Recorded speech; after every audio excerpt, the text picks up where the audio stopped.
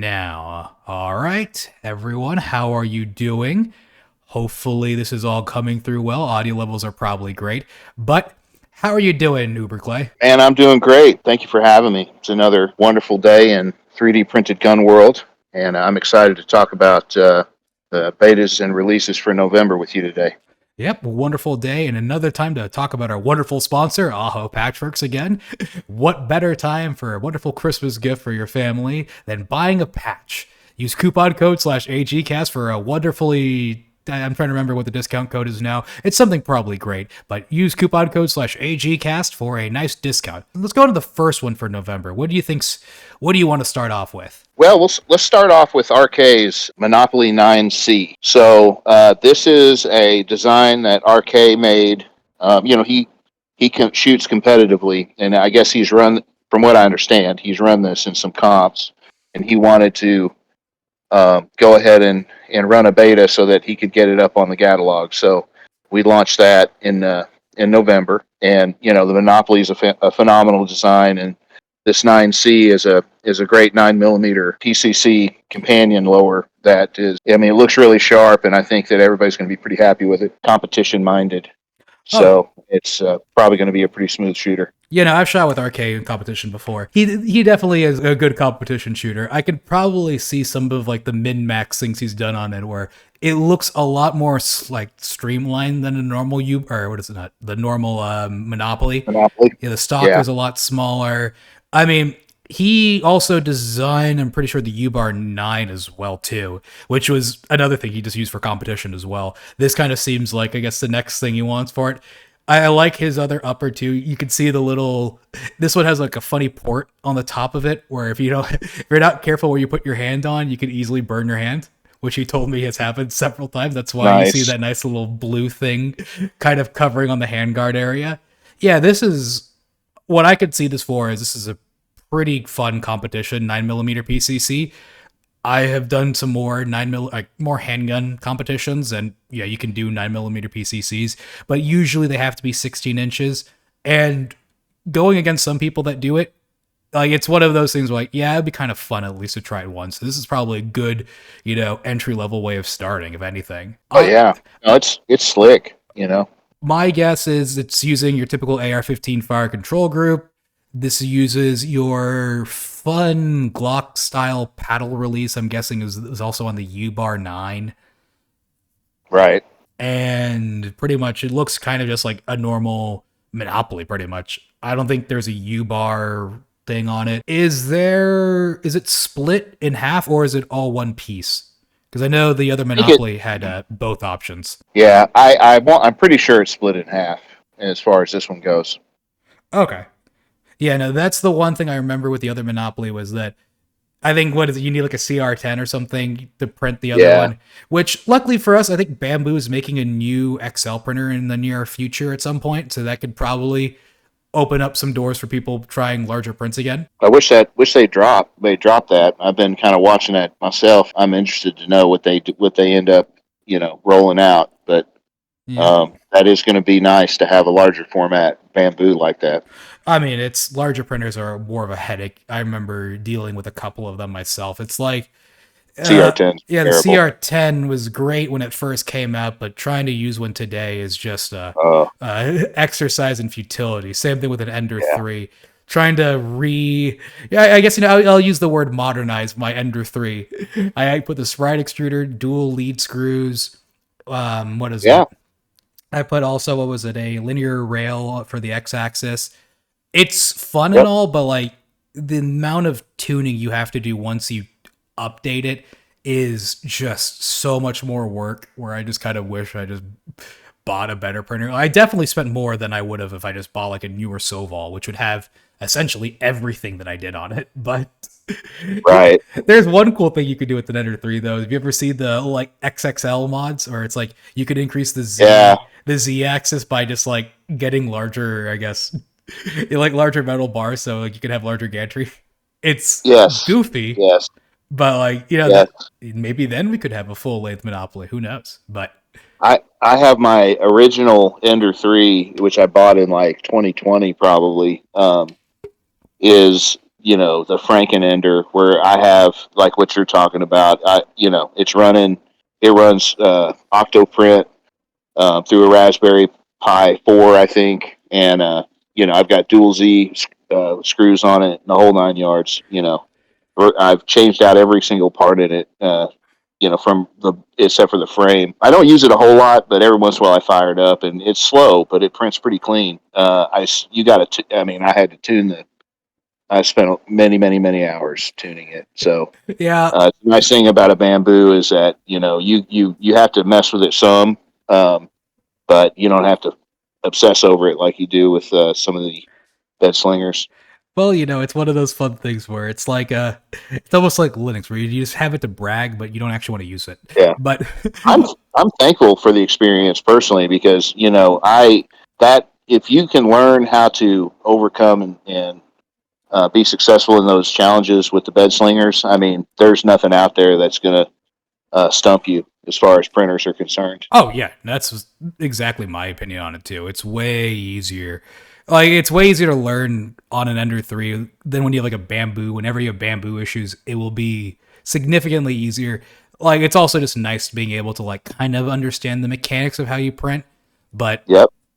man, it's so much nicer just to press print and not have to worry about it.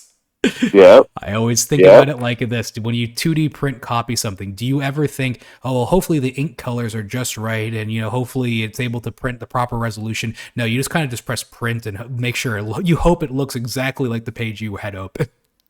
Right.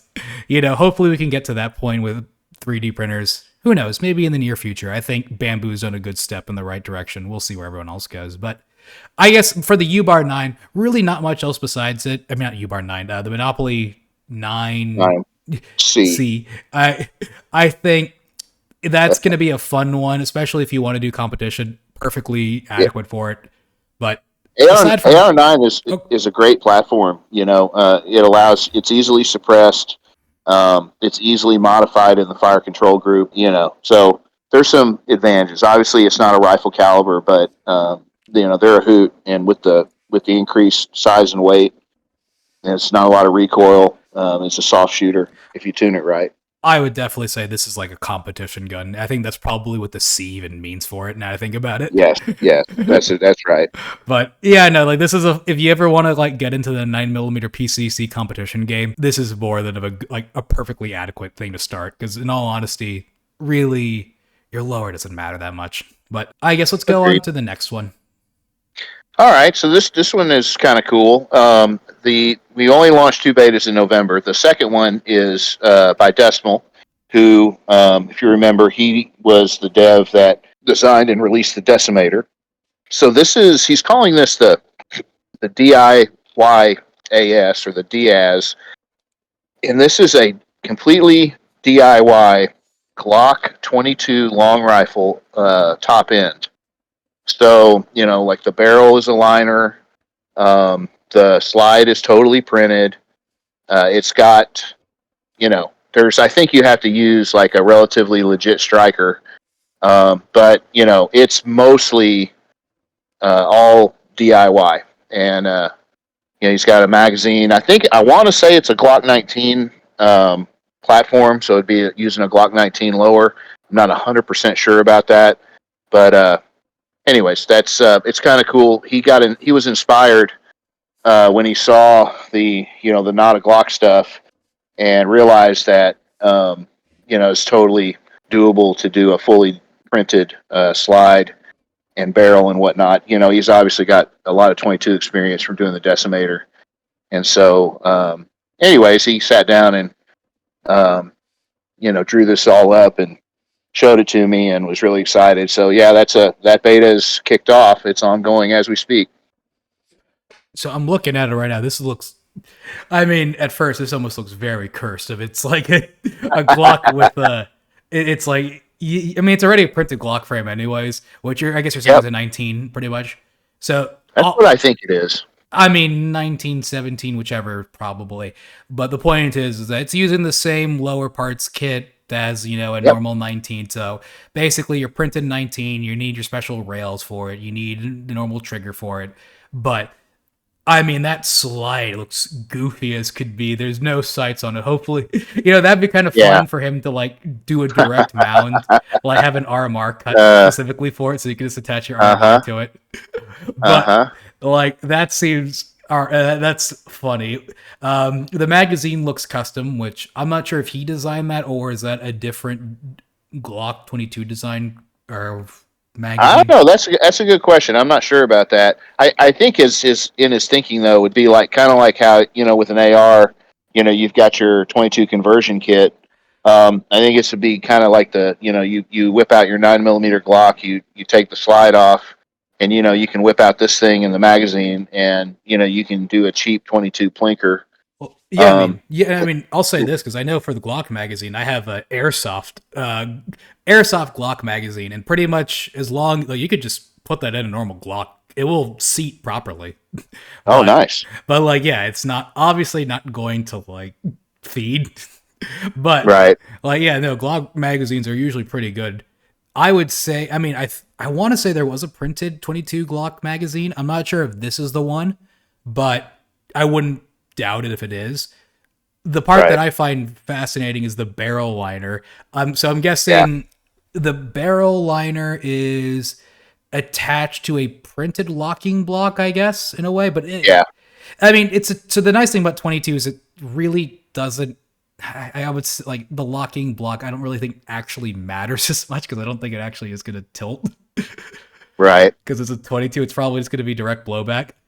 Uh, Right. like that's the nice thing about 22 is that it is such a lower pressure cartridge that you can kind of get away with using a printed slide, using a printed Yeah. locking block, or I guess I wouldn't call it, no, locking block's something different. It's the locking Eh, mechanism, I guess. Yeah, it's like the barrel mount or whatever. Right. I do think you're right. I think it's printed, and you like build it where you would JB weld the liner in a sleeve, and then in the barrel mount that's going to sit in there. Probably has an integrated feed ramp or whatever. I mean, most So likely, because again, with 20, I really like this because this kind of almost kind of pushes what we can already do right now. Like, I mean, the whole yeah, let me see a real printed Glock. I mean, this is basically we're here there.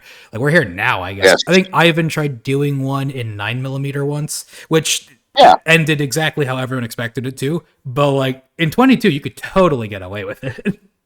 I think there's probably a path to doing a 9 millimeter, but You have to we're channel gonna have things. to. Yeah, we're gonna have to do some R&D with a like in projects like this where we really understand where the reinforcements have to go. I've seen some examples, some theoretical examples anyways, of some not printed 9 millimeter Glock slides that used tension rods with like all thread, and then metal plates that were integrated in the middle of the slide so that it protected the breech face and the ejection port from the gas discharge when it was cycling. But there's a lot of work and a lot of headache in a in a not very refined design. So this, I think, is a fun, safe step forward where it helps us understand where some of the destructive forces are, and people can have a chance to have a cheaper alternative for plinking with their handgun, and not have to go buy an aftermarket top end or a 22 Well, that's gun. exactly what I would use this for. I'm imagining Yep. at some point someone will probably try to see if they can reverse engineer a way of using that slide upper, but with like a more DIY lower. Like Yep. that would be kind of an interesting step forward because like this already is a really cool idea. I like this a lot just because again, you have a printed slide with a printed, well, I wouldn't say Yeah. barrel, but it's a barrel liner with everything else kind of being plastic. I remember also the what is it? Like the recoil spring on the 22 is also like something silly, like the actual 22 Glock. I don't think no, the Glock 22 I think is a 40 cal. I think the Glock is it I 40 think it's a 44. Yeah, or 44 or something something. like that. Yeah, Yeah. whichever one is the Glock that shoots 22 LR, that one had I think plastic components kind of where the pressure was also. I like I remember seeing something like that. I'm not sure. Maybe I'm misremembering it, but like, yeah, no, perfectly fine to use plastic on it. I'm curious in seeing where this thing heads, like where this thing goes, just Yeah. because. Throw on a threaded barrel on it. You could probably put a suppressor on it too. There's a lot of possibilities with this. This is kind of like, I would say, a good starting ground for what we could do later on. But this At is least, definitely. at least for people in America, the rails would be your more expensive part. The lower parts kits are, I think MAF is selling them for $25 or $20 or something like that. So if you had printed rails, you could put one of these together for probably it'd be under $50. By the time you bought the piece of barrel liner and the springs. Oh, So probably. you print the frame, throw a Glock LPK in the bottom of it. I mean, that's pretty cheap for a little 22 plinker.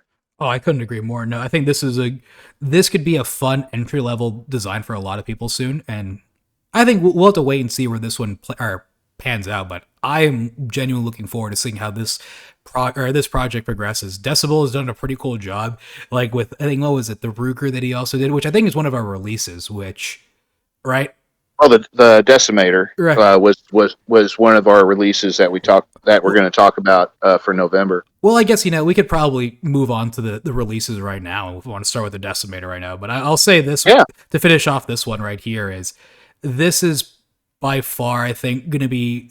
This one is one of those like 22 LR designs I've noticed are usually a lot more popular because I think 22 LR is easier to get a hold of. cheap and And it's cheap. and super Yeah, cheap as well. And there's a lot less risk in a 22 going haywire than, let's say, a 9 yeah, millimeter. So I think this one's yeah. going to be very popular, which is why I'm going to probably keep a closer eye on this one. But Decibel's done great work so far. I think he'll be able to do it again here. So I guess let's go on to the releases. Let's go talk about the Decimator. Yeah, that's a great segue. The Decimator is one of the releases for November, and we've talked about this when it was in beta. But it is basically a DIY Ruger 1022 with an AR-15 fire control group. So it uses a Ruger 1022 bolt, a Ruger mag catch, and then an AR-15 safety hammer and trigger. And they're in the barrel is a barrel liner that you can print. And I made a 16-inch one, and I put a folding stock on it, and it's a great little fun little plinker. Um, they have a million mods for it. You can make you can make little short pistols, or you can make like what I did and just do a straight up full on rifle. Um, so I it's a Yeah, no. What I was gonna say is I talked to Decibel too when he was releasing this. I remember going through some of his documentation. I'm really glad to see how this one panned out. Like, if my challenge with Rugers are like their cost a little bit more than I want to deal with, and I don't care to. I'm not so attached to the Ruger brand, but like right. what this one kind of, if I were to make a Ruger, this would probably be the one just because I like the AR-15 fire control group. That this kind of does everything that I would want it to do. Right. Like, the only reason why I wouldn't do this would be like, okay, I want the wooden stock and kind of have that old timey feel, but like this would be the one if I were to do competition with. This would probably be the one. Right. Like, Man, they're fun. It is fun as shit. I oh can't yeah, even lie. to Like, be, and it's cheap to shoot. You can have a blast with these things. I'm very tempted because I've been doing a lot of steel challenge recently, which is Hmm. just where you like it's a shooting competition where you just basically shoot steel, and there are people that'll bring their like 1022s or their fun little Rugers just to like go or plink on them, and I feel like if I brought this one, this would be a like I could totally get away with it because it's a 22, but like Yeah. this is, I think it would be a very fun thing to get out. Get a 16-inch one, put on get a nice stock on it too, throw in a red dot, cheap like Amazon red dot, and then just be good to go. This would be a fun build to do. But I would say if you're in the market for like doing a 1022 build and you like the AR-15 fire control group, that's sort of what you're used to. This is probably the one I would just go to directly. Yeah. I mean, there's a bunch of 1022 builds out there. This one, is very customizable. Has a lot of different variants, and um, I would recommend it highly. And we'll do a smooth transition as if nothing happened into the next and final release, which is I think, what is it? Some holster thing, right? Yep. Our second release for November was the Nightstalker light bearing holster by the lovely Linux, I believe. And so this is a kind of a takeoff on Riptide's holster, but it's made so that it's more accommodating for some of the pistol models with that have a light on the end of it, which may sound trivial, but this gives you the opportunity to have a DIY printed holster that accommodates a light, which Riptides didn't. That I'm looking at it right now, and I see one of my favorite handguns of all time, a Jericho, being featured right here. So that already tells me this has more compatibility. Yes. This is always something I like, because Jericho holsters are a pain to get a hold of. I know it very well, especially light bearing. The CZ isn't perfectly accurate with it, but it is what it is. It's its own thing. Really, what I'm looking forward to is if this could work for competition style holsters as well, that would be even better. Yeah. Because in that case, I don't even need to buy any more. Those holsters just need to hold my gun, pretty much. Right. I'm not really normally it doesn't even load it whenever I'm carrying it in a competition. The only time it has anything in it is solely just for drawing.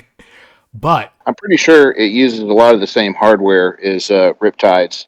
So, I think the hardware swapped over pretty easy. Which is already pretty good. I still stand by, I think printed holsters is one of my favorite developments next to printed suppressors.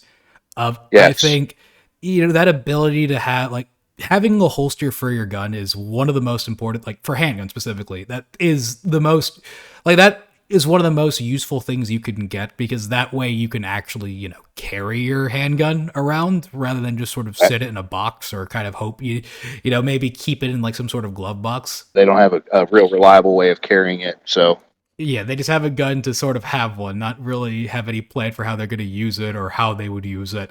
But this kind of allows you to at least, whether or not you could trust the long-term reliability of a printed holster is up for you to decide. But at least it's something. That's something that I will give Canik some respect for, is that even though their holsters are garbage that they come with, at least they do provide holsters for people that, if anything, it's a holster while you wait for your other holster to come in.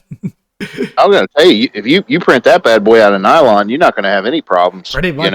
Yeah, no, that's the thing. As the filament keeps getting better, which it really has been. I've been noticing a lot more exotic filaments, like the carbon fiber BTG now becoming a newer thing people are using more often. I think printed holsters are going to become a little bit more valuable as time progresses. Same with the printed suppressors as well. But if you just wanted a quick, just something to hold you over quick thing, this is already a perfect one. And now as things get better, you could probably start making better and better holsters to the point where they're less now just last resort, last ditch options. Right. I kind of treat that like the frames.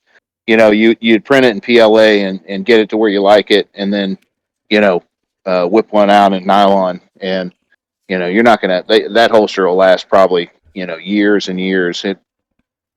I have zero issues with the stuff that I print out of nylon. It continues to impress me. The durability is just ridiculous. Well, I guess, one last question about this one, because, already, I've talked about it a lot, how much I like printed holsters, but do we know which light it is for? Is it like the TLR1? Is it Surefire? Is it Olight? I think it supports more than, I think it supports multiple light configurations, but at least that's the impression that I got.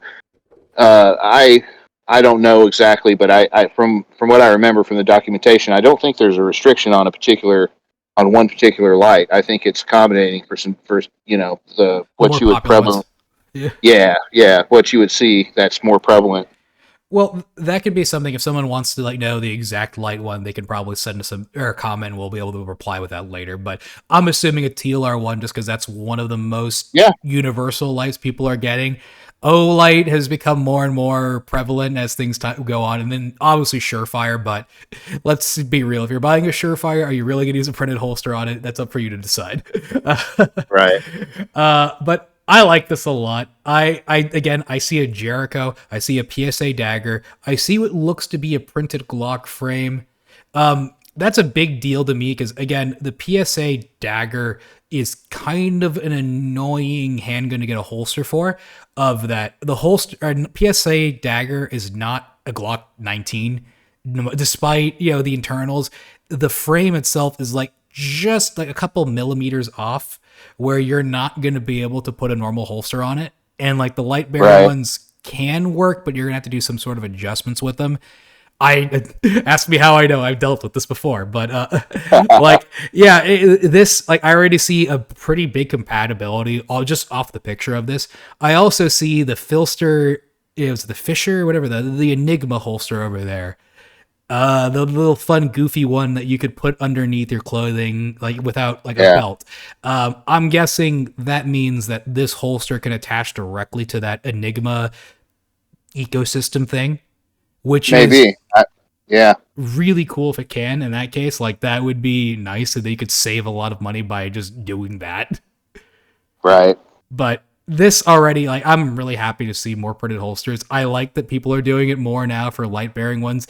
Now the next thing we need is like a fun competition holster, maybe a holster that can hold a suppressor, because those ones are already hard to get. So like a holster that's like, solely for the idea of like having a suppressed handgun. That would be fun. But, I guess, like, I'm just happy to see more of these type of, like, releases. But I guess if you got nothing else to say about it, we could probably go to our conclusions to keep this one nice and short for everyone. Yeah, no, that's all we have. December will be a fun month, so, everybody tune in next month for December. We'll have a lot to talk about. But, we've only got two betas and 2 releases. Yeah, I guess for December, there's one thing that I should probably mention, though. I guess it'll be the conclusions for this. But yeah, I apparently have gotten a strike and a community guidelines thing. So that's not cool. It's definitely not good.